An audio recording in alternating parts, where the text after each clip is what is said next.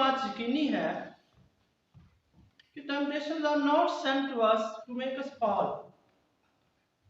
बल्कि ये हमारे दिलो दिमाग और रूह को जोर बख्शने के लिए आती है। इल्हाम इकबाल इसके लिए एक बड़ा अच्छा शेर बयान करते हैं, तुम दिए बादे मुखालिफ से न घबरा आयो का, ये तो चलती है तुझे ऊंचा उड़ाने के। तो आजमाइशें हमारी बर्बादी के लिए नहीं आती, बल्कि हमारी भलाई के लिए आती हैं। इनका मकसद ये होता है कि हम खुदा के अच्छे जंगजू और अच्छे खिलाड़ी साबित हों। मैं जब इस मुल्क में आया तो मुझ पर यह भेद खुला कि यहाँ पर फुटबॉल जो है, फुटबॉल की गेम को बड़े शौक से खेला जाता है और देखने वाले भी उसको बड़े ही शौक से देखते हैं।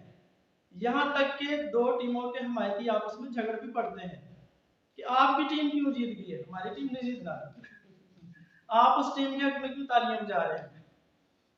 तो ऐसे करके बहुत सारी बातें हैं। तो फर्ज करें कि फुटबॉल का एक खिलाड़ी है जो छोटी टीम में खेल रहा है और वो बहुत ही अच्छा खेलता है, तो उसका जो मैनेजर है उसको वहां से मजीद नीचे नहीं भेजेगा, बल्कि कोशिश करेगा कि अगली दफा इसको पुरानी टीम में मौका दे ताकि इसकी आजमाइश हो सके कि क्या ये और ज्यादा अच्छा खेल सकता है कि नहीं। तो बिल्कुल यही काम हम पर आने वाली आजमाइशों का है, ताकि हम बहादुर बने और रूहानी जंग के लिए अपने आप को इसका अहल साबित कर सके।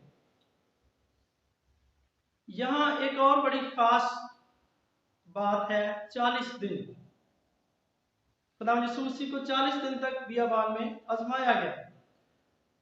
जब हम इस बात 40 दिन पर गौर करते हैं तो ये एक खास पीरियड है, ये एक यूनानी म्यार है। तो पाक कलाम में लिखा है कि मूसा 40 दिन और रात पहाड़ पर खुदा के हुजूर खड़ा रहा। अगर हम पहला सलातीन और उसका 19वां बाब देखें तो यहाँ बयान है कि उस खाने की कुव्वत से जो फरिश्ते ने एलिया को दिया, एलिया 40 दिन और रात रेगिस्तान में सफर करता हुआ खुदा के पहाड़ पूरब तक पहुंच गया। बिल्कुल इसी तरह जैसे हम 10 दिन 20 दिन या एक और बड़ी खास बात है दर्जन की तरह इस्तेमाल करते हैं, उसी तरह यूनानी लोग भी 40 दिन के पीरियड को इस्तेमाल करते हैं और उनके लिए एक बड़ा ही खास और बड़ा ही एक ऑथेंटिक टाइम पीरियड माना जाता है। 40 दिनों के बाद शैतान की बारी आती है। यहाँ शैतान का भी लफ्ज़ इस्तेमाल हुआ है कि शैतान उसे 40 दिन तक बियाबान में आजमाता रहा। तो ये शैतान ही था जिसने यीशु को आजमाया। हिब्रू लैंग्वेज में लफ्ज़ शैतान का मतलब है मुखालिफ, ये इसका एक आम मतलब है और पुराने अहदनामे में ये लफ्ज़ बार बार आम इंसानों के लिए भी इस्तेमाल होता है और कभी कभी फरिश्तों के लिए भी इस्तेमाल होता है। हम गिनती की किताब और उसके 22वें बाब में हमने पढ़ा हुआ है। तो मेरा मान है कि आप में से सब जो यहाँ बैठे हैं आपने एक से ज्यादा बार बाइबल मुकद्दस को पढ़ा हुआ है और आप सब जानते हैं कि गिनती की किताब में एक गैर कौम नबी का जिक्र है, बलाम। तो फरिश्ता बलाम नबी का मुखालिफ होकर आता है और उसके पीछे वाकया क्या है कि गैर कौम के बादशाह ने जब खुदा के लोगों को, यहूदियों को देखा और वो उनसे जंग करने पर आमादा हुआ तो वो उनसे डरा भी। उसने सोचा कि ये तो बहुत सारे हैं, इनका खुदा तो जबरदस्त खुदा है, जिंदा खुदा है और ये जिस तरह भी मुंह करते हैं इनके लिए इनका खुदा लड़ता है और वो कौमों को तहस नहस कर देता है। तो उन्होंने सोचा कि जो हमारा बलाम नबी है अगर ये हमारी तरफ होकर इन पर लानत कर दे तो हो सकता है कि हम इनको मार लें, हम इन पर फतह पा लें। लेकिन खुदा ने बलाम से कहा कि तू इन पर लानत करने को ना जाना। लेकिन जब बादशाह के वजीर अमीर उसके पास आए तो वो उनकी शान शौकत से इम्प्रेस होकर उनके साथ चल पड़ा। इंसान था ना हमारी तरह, सोचा कि ना जाऊंगा तो कहीं मुझे मार ही ना दे, उनके साथ चल पड़ा।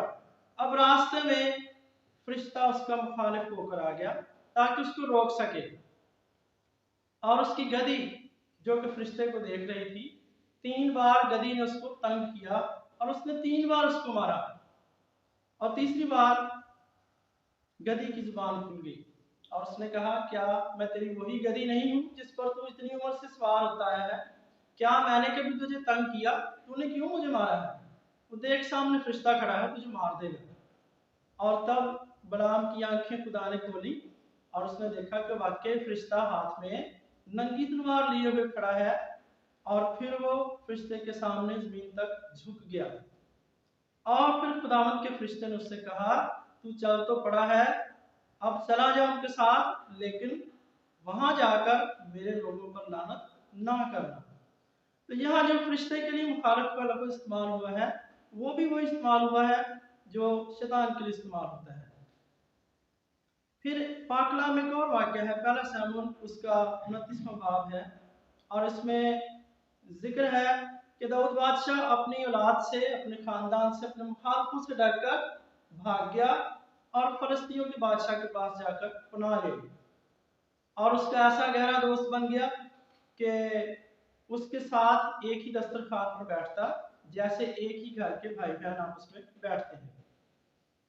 तो फिर मौका आ गया कि उन फिलिस्तीनियों ने भी यहूदियों के खिलाफ जंग करनी थी और वो दाऊद को साथ ले जाना चाह रहे थे, लेकिन बादशाह के चंद एक खास साथियों ने कहा कि ये भी तो वही है, कहीं ऐसा ना हो कि ये जाकर मैदान जंग में हमारा मुखालिफ हो जाए।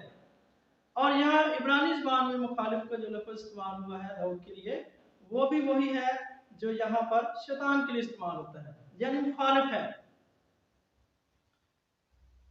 तो अगर वाइडर सेंस में बात करें तो लफ्ज़ शैतान का मतलब है, आम मतलब है मुखालिफ, और मुखालिफ कोई भी हो सकता है। अगर हम इस लफ्ज़ की और गहराई में जाएं तो इसका मानी बनता है कोई ऐसा शख्स जो दावा करता है, इल्जाम लगाता है।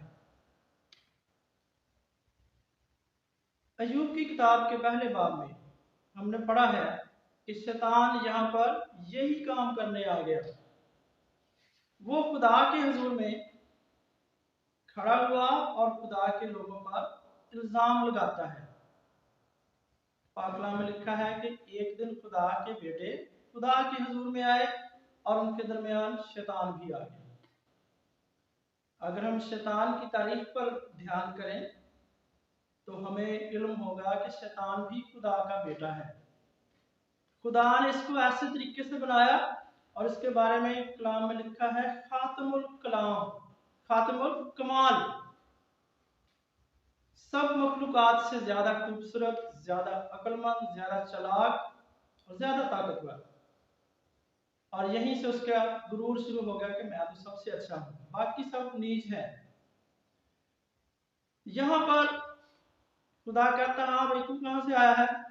उसने कहा, मैं जमीन पर इधर उधर फिरता सैर करता हुआ आ गया हूँ। खुदा ने कहा, अच्छा बहुत कुछ देखा होगा तूने, क्या मेरे बंदे यूं पर भी तूने नजर की? उसने कहा, हाँ नजर की है, वो यूं ही नहीं तेरी तारीफ करता, तूने तो उसको बहुत ज्यादा दे रखा है, और दिया ही नहीं है बल्कि तू उसकी हिफाजत भी करता है। अपना हाथ जरा हटा ना उससे, अपनी बाढ़ उससे हटा ले, तो फिर देखना तेरे मुंह के ऊपर तुझे गालियां देगा, वो तुझे बुरा भला कहेगा। कैसी बात है, खुदा के हुजूर में खड़ा है, अपने खालिक के हुजूर में खड़ा है, और इल्जाम लगाने से बाज नहीं आ रहा। तो जकरिया की किताब में चलते हैं, तीसरे बाब में साफ साफ लिखा हुआ है कि सरदार कहन यशुआ खुदावंद के फरिश्ते के हुजूर खड़ा है, और शैतान उसके दाहिने हाथ पर इस्तादा है, बिल्कुल तैयार खड़ा है ताकि उसका मुकाबला करे। मेरे एक भाई हैं, उन्हें दूसरे लोगों पर हाथ रख के दुआ करने का बड़ा शौक है। वो एकदम मुझसे पूछते हैं कि क्या मैं ठीक करता हूँ। तो मैंने जो मुझे पता था मैंने बता दिया कि यूं ही किसी के लिए दुआ, खास तौर से हाथ रखकर दुआ करना मुनासिब नहीं है, ये खतरनाक बात है। देखिए खुदा का कलाम भी बार बार बयान कर रहा है कि जब भी कोई नेकी करता है, कोई भलाई करता है, खुदा की तमजीद करता है, तो शैतान उसके मुकाबले पर तैयार खड़ा होता है। हम सब जो यहाँ पर मौजूद हैं आज, हमारे यहाँ आने में भी शैतान ने बहुत सारी रुकावटें डाली होंगी। क्या ख्याल है? कभी तो कोई ऐसी खास चीज नहीं मिलती जो हमने यहाँ लेके आनी होती है। कभी हमारे बच्चे काबू नहीं आते, कभी हमारी बीवियां काबू नहीं आती, कभी शोहर काबू नहीं आते, कभी कोई बहाना कभी कोई बहाना। तो इस तरह से शैतान खुदा के लोगों में से ही होकर खुदा के लोगों की मुखालफत करता है। तो पुराना अहदनामा बड़ी सफाई से बयान कर रहा है कि यहाँ तक के खुदा के हजूर भी खड़े होकर शैतान का ये काम है कि वो इंसान के खिलाफ हर वो इल्जाम तराशी करे जो वो कर सकता है। लफ्ज शैतान का एक और टाइटल भी है जो कि यूनानी लफ्ज डायबोलस से निकला है और इसका मतलब बनता है बुराई की बदतरीन रूह, जिसे हम अबलीस भी कहते हैं। तो ये वो पर्सनालिटी है जो इंसान पर हर मुमकिन घटिया इल्जाम लगाने से बाज नहीं आती। लेकिन कहीं कहीं पुराने अहदनामे में शैतान को खुदा का दुश्मन नहीं कहा गया, बल्कि इसको खुदा का सफीर भी कहा गया है।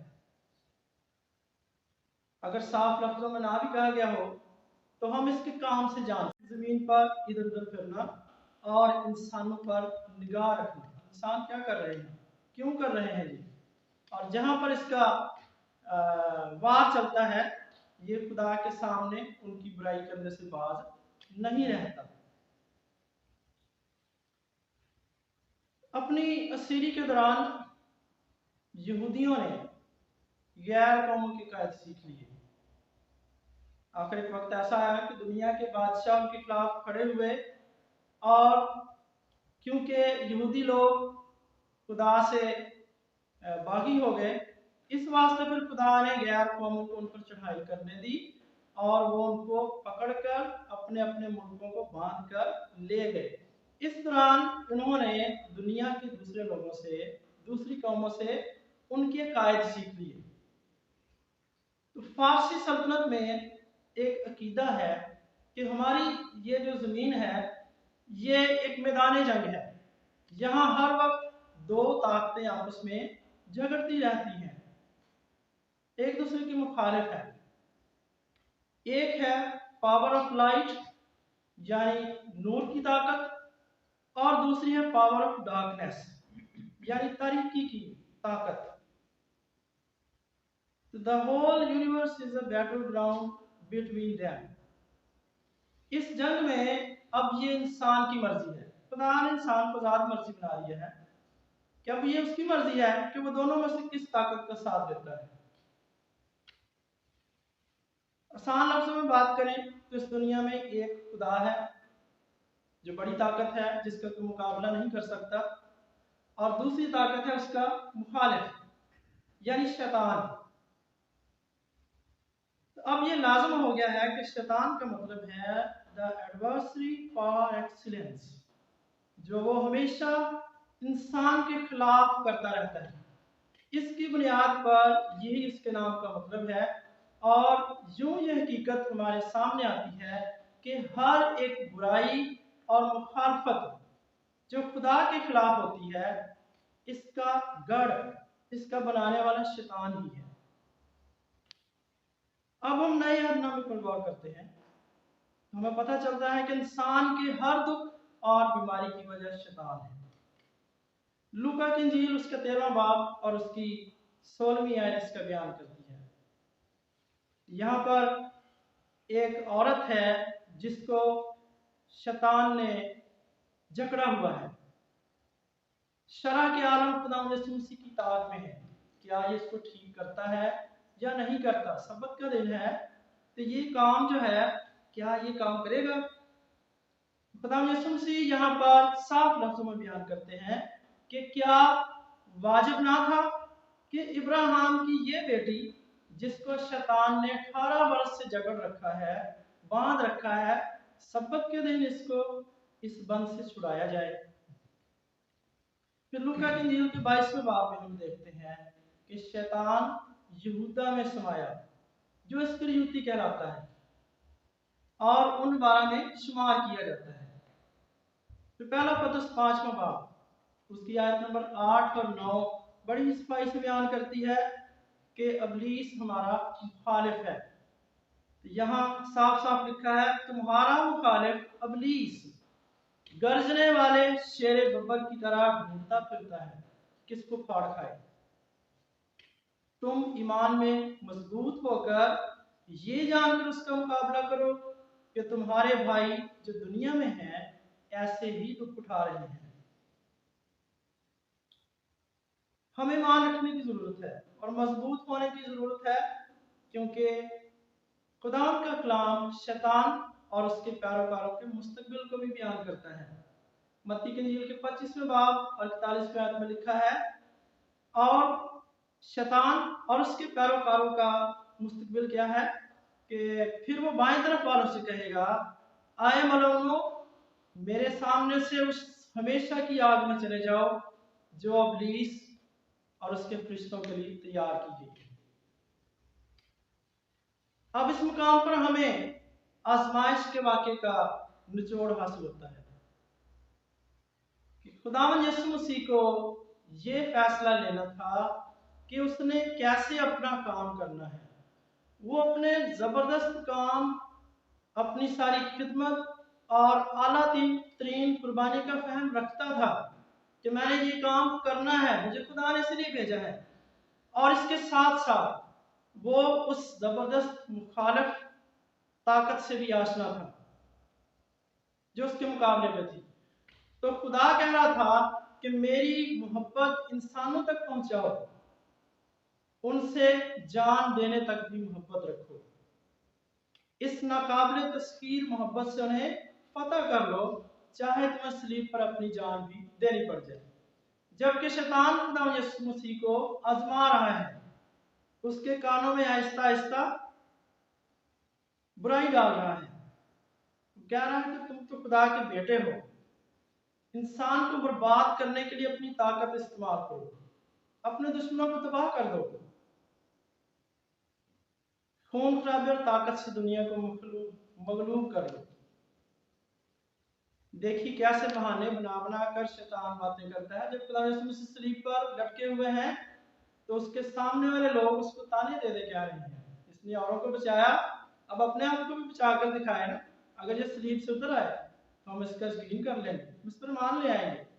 ये असल में शैतान है जो उसको ताने दे रहा है, उसको भा रहा है कि किसी तरीके से ये कुछ ऐसा करे, इत्मीनान किया है। तो खुदा कह रहा था कि दुनिया में मोहब्बत की हुकूमत कायम करो, लेकिन शैतान कह रहा था कि ताकत की हुक्मरानी कायम कर दो, तुम कर सकते हो, मैं तुम्हारे साथ हूं, अगर तुम झुककर मुझे सजदा करो तो ये सारा कुछ तेरा हो जाएगा। उस दिन खुदा यीशु ने खुदा या खुदा के मुखालिफ दोनों में से एक को चुनना था, और मुकद्दस मरकस रसूल आजमाइश की इस कहानी के दो अहम पहलुओं का जिक्र करते हैं जिन पर अब गौर करना मैं जरूरी समझता हूं। पहला यह है कि वो जंगली जानवरों के साथ रहा किया।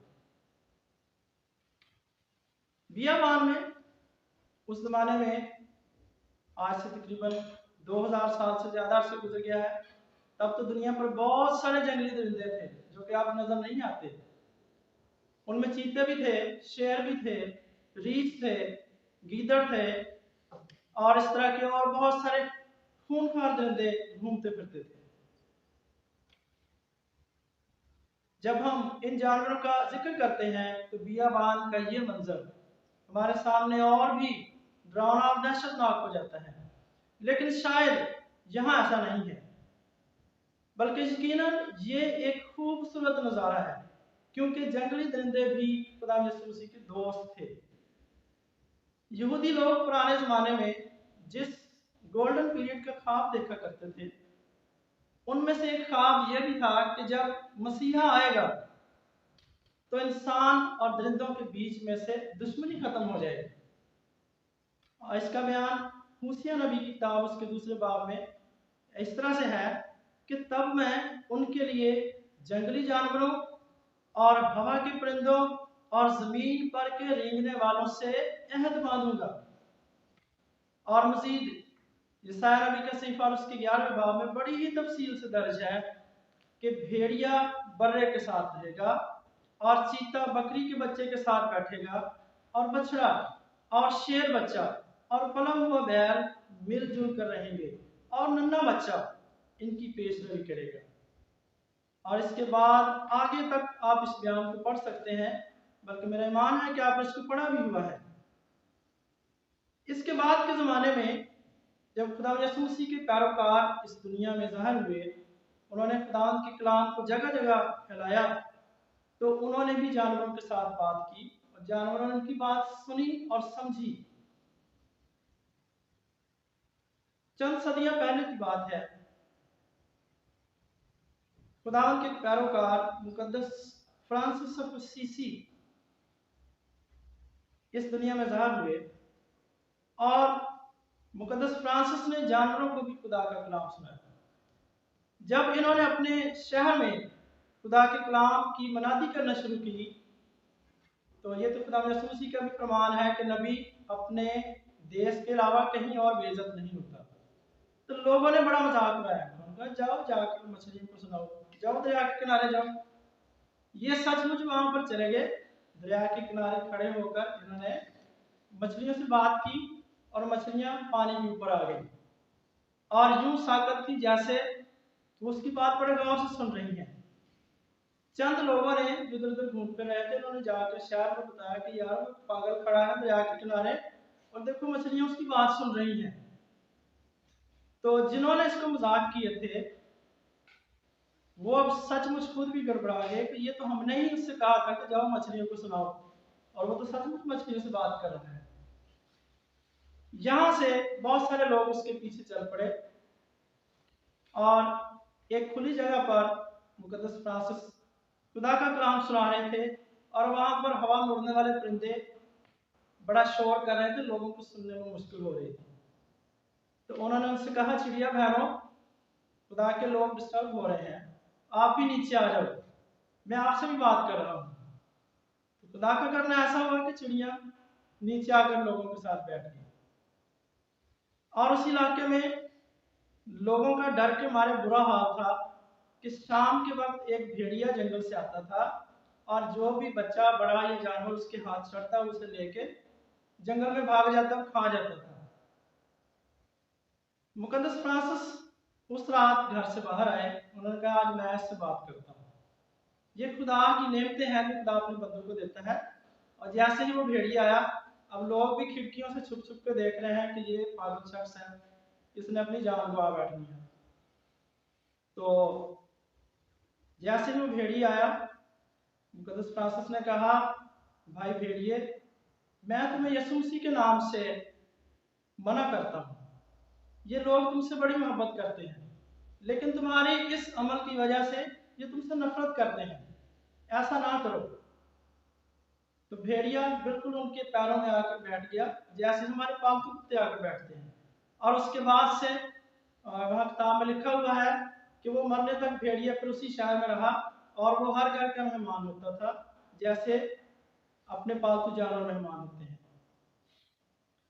तो इन सारी बातों के बुनियाद पर हम कह सकते हैं, इससे पहले कि हम इंसान खुदा यीशु मसीह को जानते, उन पर ईमान लाते, इससे पहले जंगली जानवरों ने भी खुदा यीशु मसीह को अपना बादशाह माना, जानवरों के साथ रहा किया। और उससे आगे भी बयान है कि फरिश्ते आकर उसकी खिदमत करते रहे। आजमाइश का वक्त है और आजमाने के बाद जब हम आजमाइश में पूरा उतर जाते हैं तो उसके बाद खुदा फिर फरिश्तों को हमारे पास आने देता है। ये होती है डिवाइन रीइंफोर्समेंट, यानी इलाही मदद जो हर वक्त हमारे लिए मौजूद रहती है। लेकिन खुदा थोड़ा सा हमें आजमाइश में आने देता है ताकि हमारे ईमान की पुख्ती धार हो। दूसरा सलातिन उसका 6 बाब, यहाँ पर एक बड़ा ही खूबसूरत वाकया इस ईमान और आजमाइश के हवाले से दर्ज है। शाह ईरान यानी ईरान का बादशाह वो बड़ा परेशान था।